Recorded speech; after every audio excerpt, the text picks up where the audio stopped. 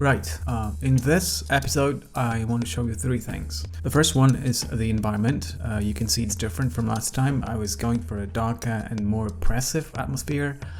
One of my primary inspirations for this is the art by Beksinski, a Polish surrealist painter whose art is pretty unsettling, dark, dreamlike, but nightmare-ish, and just overall fascinating. Some people say it's cursed because of what happened to him, but anyway, that's the underlying inspiration, if you will. But this particular environment is based on this piece by Simon Stalenhag, who is a contemporary Swedish artist.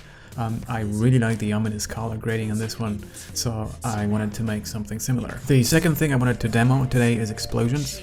You can now blow things up if you want. I used a combination of particle shaders and an image sequence which I bought years ago from videocopilot.net for my VFX work at the time. I never thought I would be using those resources for game development one day, but there you go. I also have a scene where I keep these shards, which I made in Blender. I basically took one of the spacecraft models and chopped it into irregular shards using the Fracture add-on, and then over to Godot, and they are all rigid bodies and each gets some random impulse applied to it when it's instanced.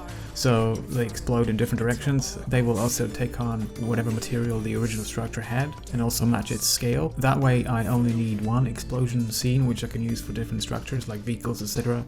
And it will be the right scale and material each time. And the third thing I've included recently is front flip and back flip jumps. If you hit Alt once, you do a front dive like this.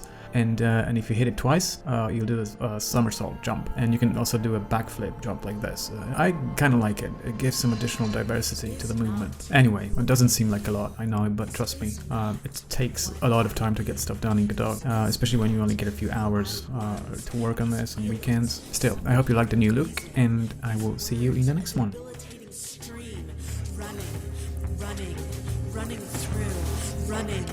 Running through my head, closing in.